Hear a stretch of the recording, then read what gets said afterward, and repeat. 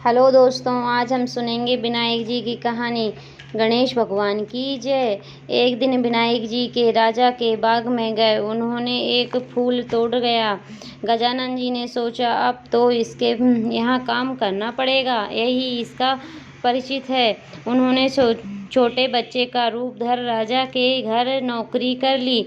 एक समय रानी की शौच क्रिया के निपुण हो हाथ बानी से धोने लगी। विनायक जी ने देखा तो बानी ढोला दी। वह रेत से हाथ धुलवा दिए तो रानी गुस्सा हो राजा से बोली, ऐसा नौकर लाए हो जो काम में टांग अड़ाता है। राजा ने डांटा और बालक बोला, अशुद्ध हाथ भी कभी बानी से धोते हैं क्या? बानी में तो लक्ष्मी होती है।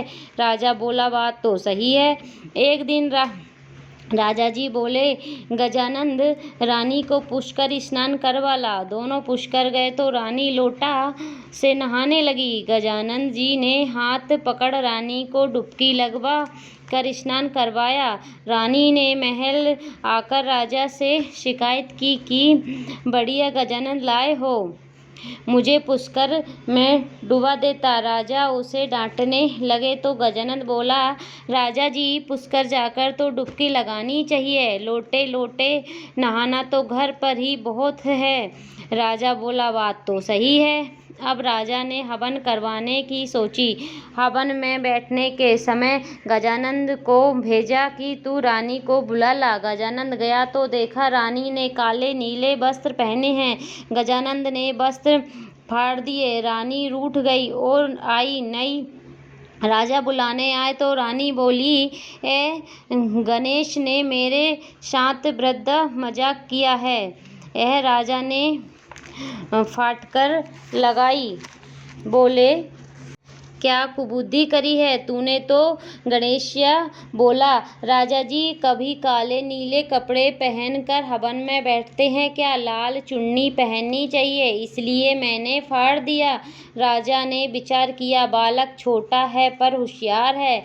हवन में बैठने लगे तो गणेश स्थापना में देर हो गई। राजा ने कहा, गणेश जी बिठाओ। गणेशिया बोला, राजा आंखें बंद करो। इतने में गजानन जी ने दर्शन दिए।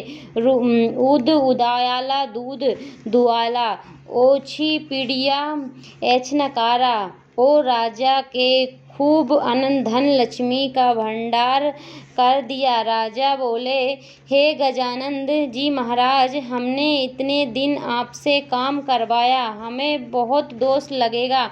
गजानन जी बोले, आप चिंता मत करो। मैं एक बार आपके बाग से गुजर रहा था तो उससे एक फूल टूट गया, इसलिए मैंने परिशात किया। वह राजा रानी को आशीर्वाद देके आगे निकल गए।